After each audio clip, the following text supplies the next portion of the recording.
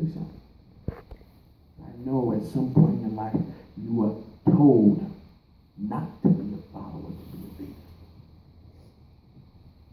Each and every one of you up here at some point has been a leader. Even right now. Even right now. You know, I used to come through Brookline when I was a kid. Driving through, and there was not one time I wasn't stopped by the Brookline police. Not once. I was hired in 2002. In September of 2002. My son went to Brighton High. He performing in a play. I was a Brookline firefighter and I got pulled over by the Brookline police. And you know what I did? Took it in stride. Because I wanted to see for myself if it was possible that at some point this child was going to change. I can't even be mad at these police officers if they did so. Look at their leadership. Think about it. See, I walked in here and I could have been a bad person and not acknowledge these guys. But I did. Because none of those dudes back there has given me a problem. They respect me first as a man and then as a public servant like themselves. Deputy Chief right here taught me a lot. A lot. I don't even know why he's here, but I respect the fact that he's here. Period. So this garbage about me missing days, not true. What is true is the anger I was feeling. Because trust me when I tell you, there is racist firefighters in this town. He's not one of them. There are several of them. Now, can I go and point and say who they are? Probably not. Some of them even probably hung out with me and had a beer. Ku Klux Klan members are in Congress right now, making rules, setting laws. So they're right in our face. And I guarantee you, y'all can't point them out. But they're there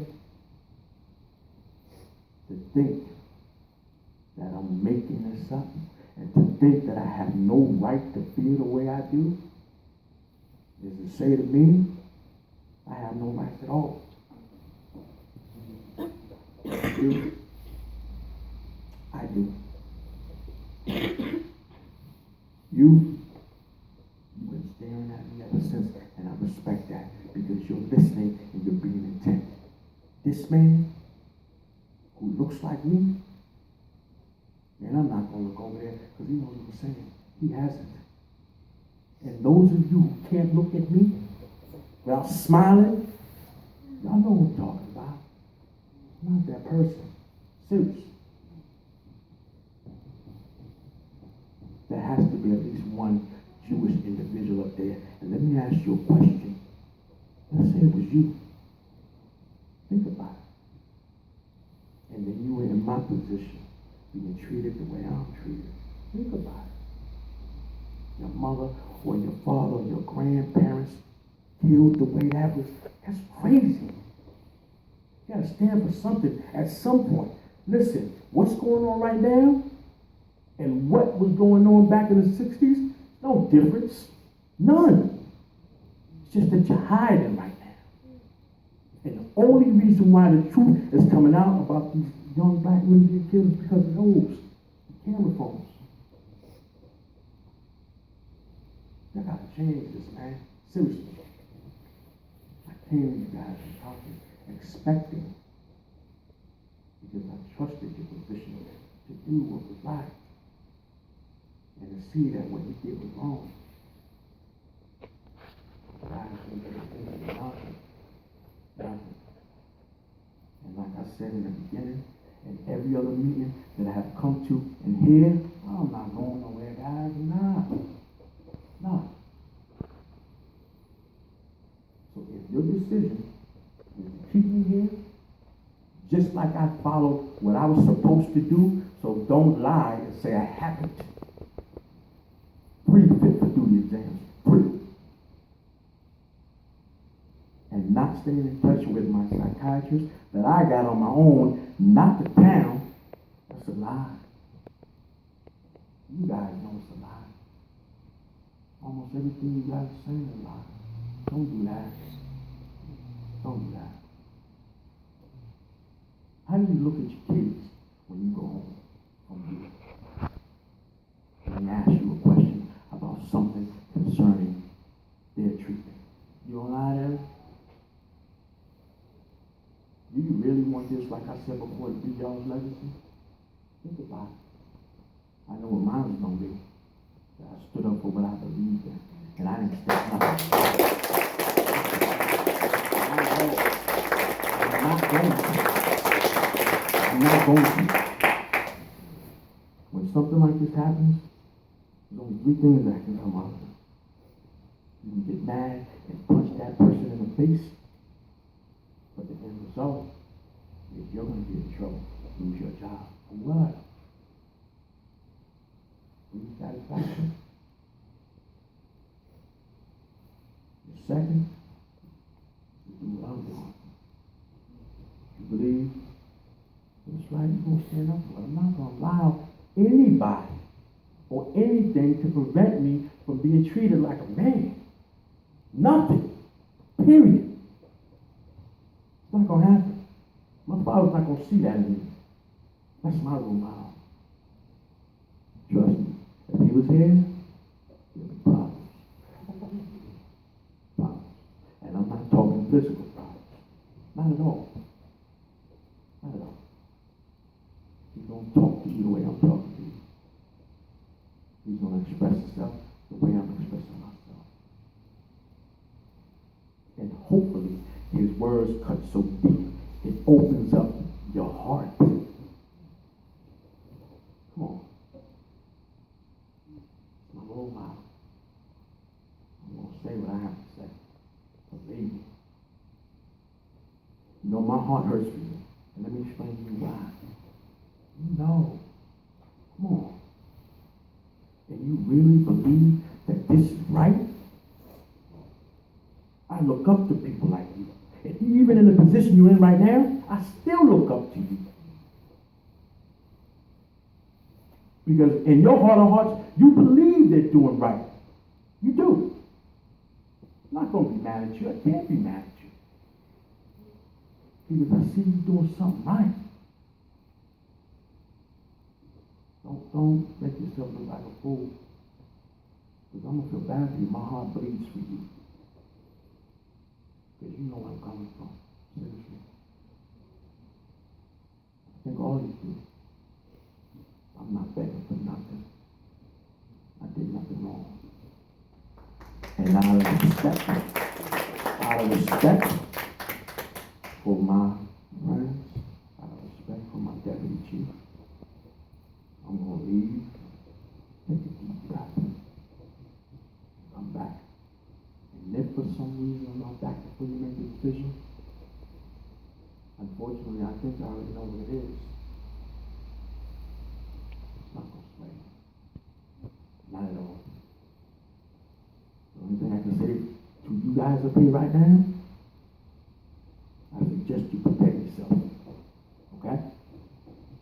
Because right now, game on.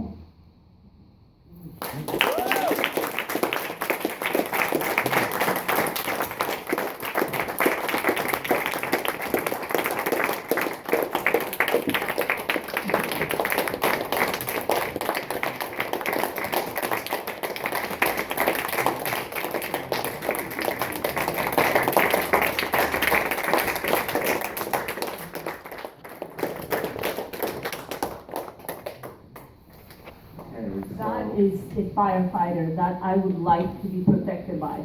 I just want to be in the fire department. Thank you.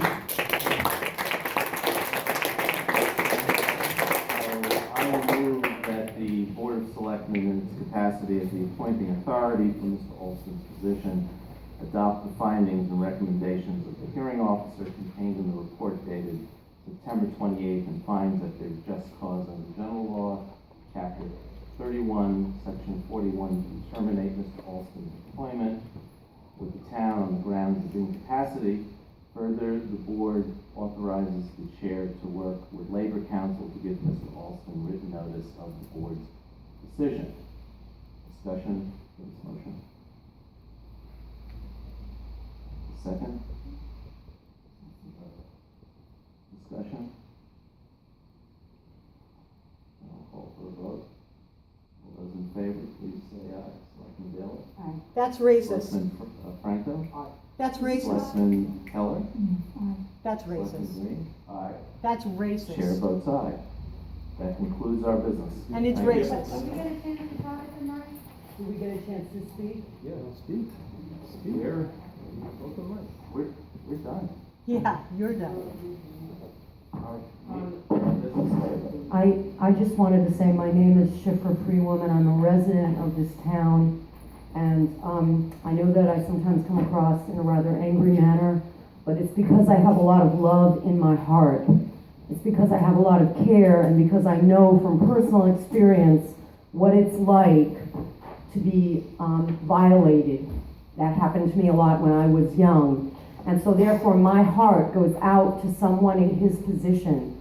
I wonder why there was not a hearing about Mr. Pender, who called him an effing Nigger, and who was promoted twice. I speak here also as a Jew. These are the days of awe, and I make no assumptions about anyone's religion. But during this time, we are supposed to examine our conduct. We're supposed to look into our hearts and our souls, and we're supposed to rectify injustice.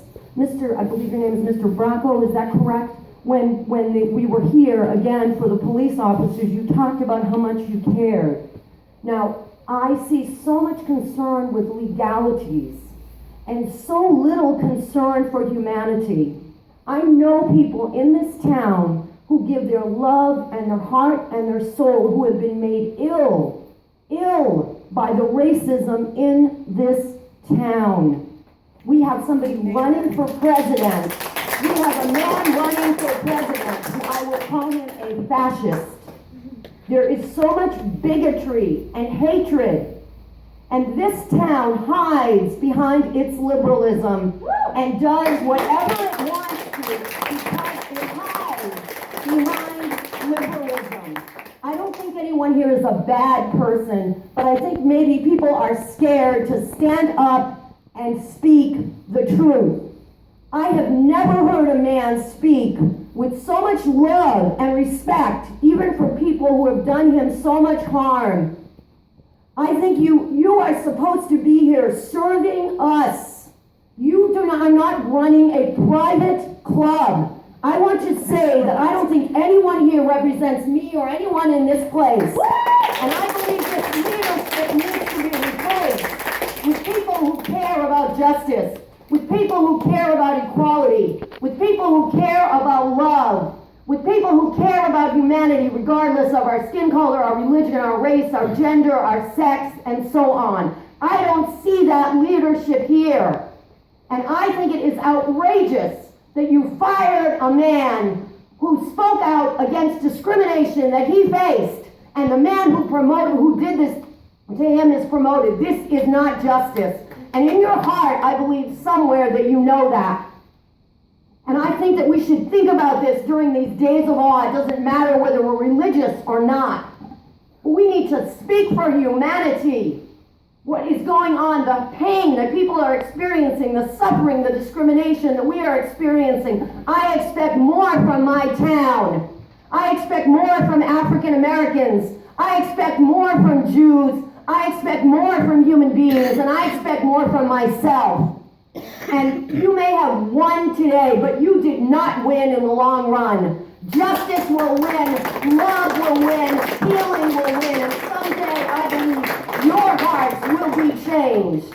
And you will be able to accept the fact that we all have racism within us, and we will do something to change it within ourselves. Thank you.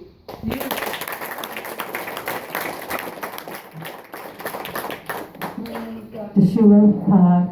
I'm not a medical doctor. I'm a former professor. I lived in Brookline for 11 years. I know Nancy Daly from my struggles with the select people. I don't know anybody else. I am curious, Mr. Wyszynski, why you sat with a smile or whatever that was at my face. It's like horrible to look at. I'm just curious what could be going through your brain or your mind. The big check. I learned in Occupy that you needed to check your male gender privileges at the door and your white skin privileges at the door. You all forgot about that and you didn't know it in the first place. You know, I spelled Brookline now with 3 Ks. And I'm ashamed to have lived here. When I was here, I formed was a convener of a group called the Brookline Underground Railroad Committee. And there were 2 houses in Brookline that had been part of the Underground Railroad. When we went to the, I think you were on it, Nancy, I forget the name of the committee, but the Conservation Committee or something, we asked them to help us put up plaques at those 2 houses in Brookline that were part of the Underground Railroad. They said no. A fantastic example of white supremacy then. They wouldn't put up plaques at those 2 houses. Well, we did fight. They gave us an award at the end of it all. PAX gave us an award too. I'm going to give it back to them. I don't want an award from a white supremacist group, Brookline PAX, and you were even in this hall. So there are 2 plaques now at houses in Brookline that were part of the Underground Railroad, and you are a disgrace to those houses and to all the people who work to help people of African descent get out of Brookline and all the other places where they were enslaved. You are part of the white supremacists of the KKK. Amen. And I'm Jewish also, and I agree with everything Schiffer said about these are the days of awe that we ask for forgiveness. How do you look at yourself in the mirrors? How do you go home and do that? That's what Mr. Alston asked you. How do you go home and tell your children what you did here today? You did a high-tech lynching. Not so high-tech here in Brookline. It's not too late to change your mind. You just sat here like you were talking about the weather. Your faces are immobile except for the smile. I don't know what it is. I keep on coming back to it. The mantra, no dough, no go. Say again? So anyhow, you know, we brought books into the schools. We gave curriculum to the schools in Brookline. We donated books.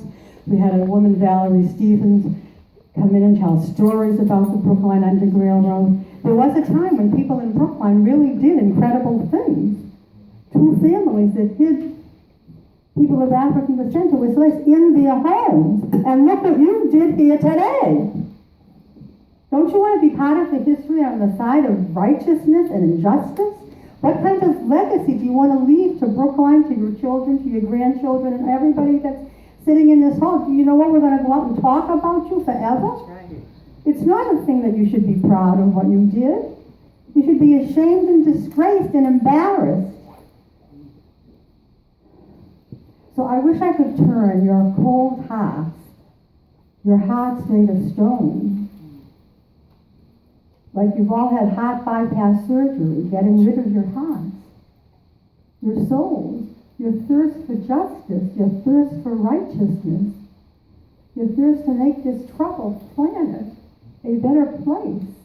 You're like Ferguson, you're like all the places in the South. I don't know how you got elected to this job, but I hope each one of you gets de-elected next time as a go along. Thank you. How many people wish to speak? 1, 2, 3, 4. So I see about 5.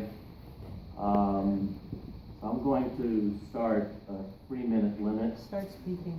3 minutes. The first guy smoked for way more than 3 minutes. Yeah, that's for sure. 3-minute limit, thank you. So I'm gonna make you late for your brunch. I'm simply up here just to state that you guys sit up here and you make a decision on a young man. I'm Gerald Alston's sister, and I think through the 6-year ordeal, you guys have seen him not realizing that there's a very strong family, there are very strong parents behind us and supporting us. It's really unfortunate. I do have to say I'm proud of my brother. He has children, he has grandchildren. I have children, I have grandchildren, and as an educator, it's so sad that every day I have to teach my children, my grandchildren, when they ask, why do kids do that? Kids do the things that they do because there are adults out here who behave the way that they do. You adults show these children how to act, and it's not okay. It's not okay. You know, I don't know the legalities, I don't know the logistics of it, but it just seems to be that this decision is made out of laws and books and what it says, and not that he's a human being. But just to let every single one of you know, he's not by himself. There's 5 of us. There's tons of grandchildren, great-grandchildren, but more important is my mother and my father. And we will continue to support my brother. I am amazed and brought to tears that this man up here who's taken the lead can sit with a smirk on his face. Yeah. A smirk on his face. Because he doesn't and care. very disrespectful. I had to step out and tell my mother, this man is laughing at your son. My brother loves being a firefighter. He is not the only civil service worker that we have in our family, because that's what we do. That's what our parents raised us to do. I'm an educator. My mother's an educator. My dad works with children. That's what we do. And you guys can just take this away from him? Just take it away from him because someone did something wrong. He simply asked to correct the wrong. And you want to drag this out 6 years and make him punished? It's not okay. I don't know Mr. Pender. I don't know him. You don't want to. But he needs to know what he said was wrong.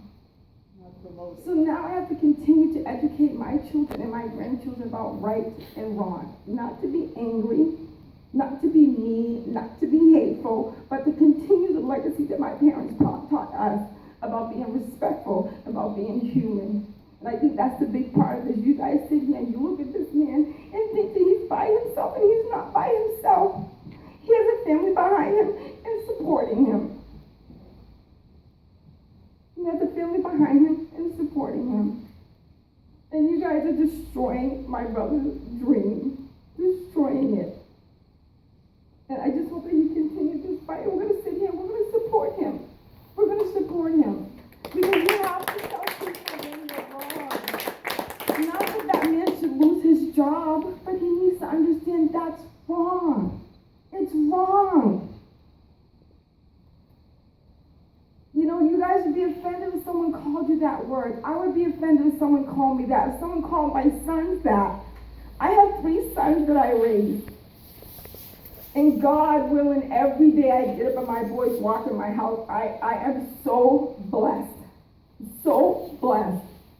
With all the hatred and everything that's going on out here, I have to continue to talk to them and encourage them to do things the right way. I have to teach my daughters and my granddaughters to grow up to be respectable women, to make sure people respect them. It wasn't easy. It wasn't easy. It's unfortunate that these children have fathers who were not taught to be strong and stand for their children. I had to do it. I had to do it. And you know why I was able to raise these men? Because of that man right there, because of that man right there, and because of that man right there, my 3 brothers. That's why I have the men, my sons, that's why I have the men that I do in my household, and more importantly, my father. But I had to come up here and let you guys know he's not by himself. We're here, and we're going to support him. Thank you.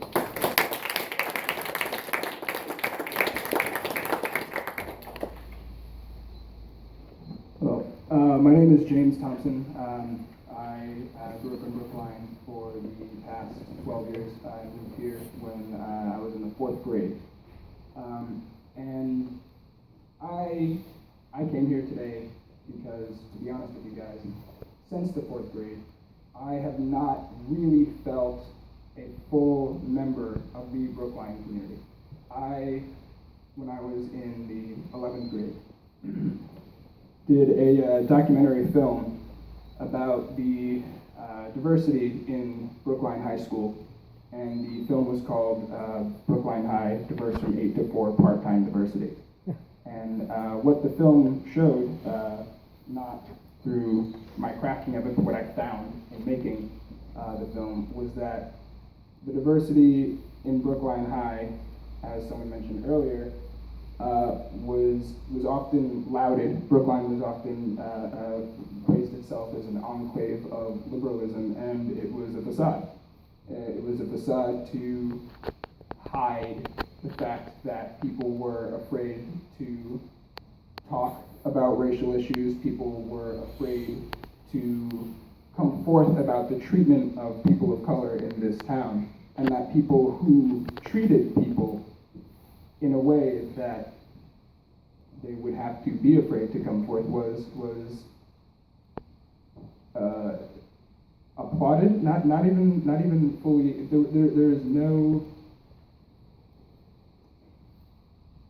There is no real attention paid to how people of color in this town really are treated. And I came here today because I have not felt a member of this community, and I wanted to be proven wrong. I wanted to come here today, and I wanted to see people step up and do the right thing. Mr. Rushinsky, I don't know if you're a Brookline resident. I know Mr. Aaron Rushinsky, grew up with him at Brookline High. I don't know if that's a family member of yours, but That's my son. dear friend of mine, really great guy. And it kind of pains me, to be honest. I know Aaron well, played Frisbee with him for a long time, and it pains me to see you up here smiling in the face of this. And I'm not saying this to pull at heartstrings, I'm saying this because I believe it, because I think that Brookline needs to step up, needs to fall in line with the rhetoric that it puts forth. It needs to really take a hard look at itself. Take a hard look at the young people sitting in this room and think about what it means to applaud or promote someone who uses racial epithets, who uses this language to try and discriminate against public servants, people who put their lives down literally for Brookline residents. And as a resident of this town, I don't feel pride when I go off to college and I say, yeah, I come from Brookline. I say to almost everybody, oh, I'm from outside of Austin. Because if I say, yeah, I grew up in Brookline, people, oh, where's Brookline? Tiny town. I'm like, you know, I don't need to talk about it. I don't want to talk about it. It doesn't bring me pride, and that makes me sad. And I don't know, I'm shaking up here because I really thought that I was going to be proven wrong today. I really thought I was going to come here and see something that would give me pride to say that I'm from Brookline, and I didn't. And I would just like you guys to think about that. Thank you.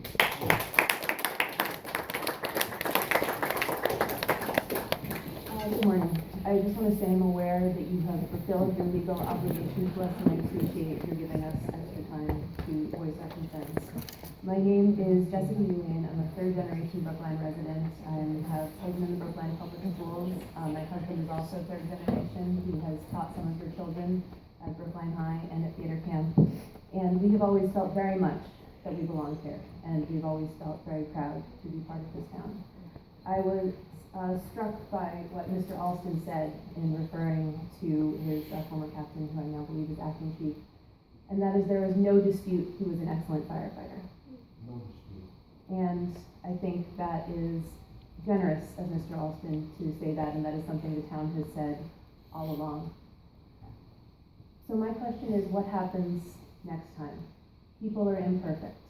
People can do excellent jobs as public servants and make terrible, terrible choices in terms of how they speak to and treat other people in this town. What standard will we hold them to next time this happens? Because there will be a next time.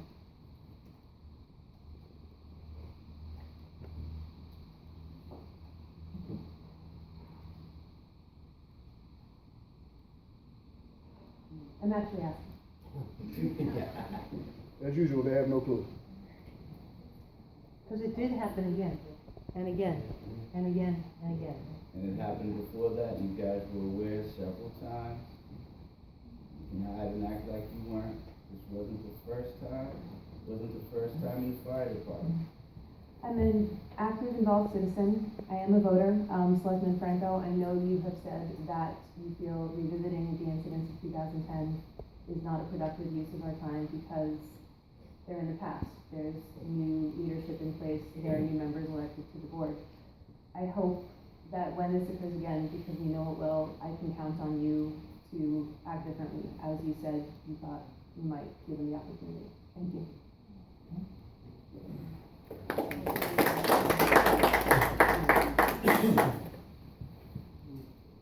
morning. Before I speak, I'd like to say I love you only because you're human. I'm human. I love being human. Therefore, I love you. Tell us your name. Hakeem Harris. And thank you. Can you speak up one octave? I'm sorry. My name is Hakeem Harris. I'm the nephew of Gerald Alston and the nephew of Marshall Alston, Mark Wedgwood, and the son of Chris Alston. So I'm honored to speak to you guys today. I don't know as much as you guys know legally, all the stuff you went to school for, the logistics, legalities behind it, but I know it doesn't take any documentation. It doesn't take any law class for me to feel this pain in my chest I'm feeling right now. And I only feel it when I know that there's something wrong going on. So it doesn't take anything legal to realize that there's something wrong. You see it, and if you can't see it, you feel it.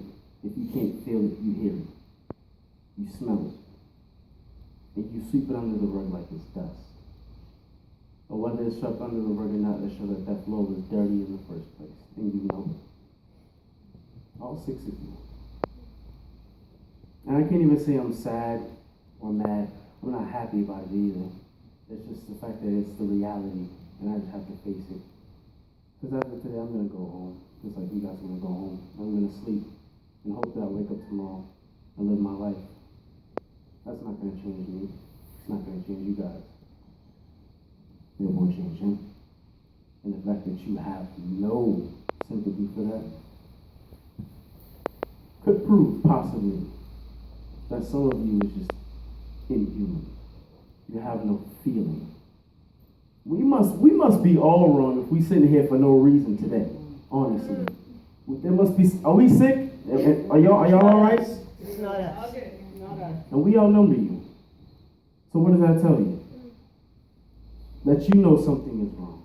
And you drag us through all this legal crap so you can break it down to its littlest bit. To find the slightest reason to not find sympathy for somebody. He's not asking for a pat on the back. He's not begging like he said. He just wants his justice. He doesn't want to fight. He could come up here acting crazy. He has free will. He could be violent. But no. This is not just another day. You remember today. What's today's date? October 5th. October 5th. You did something unjust today. 2016. And I hope you remember this day for the rest of your life.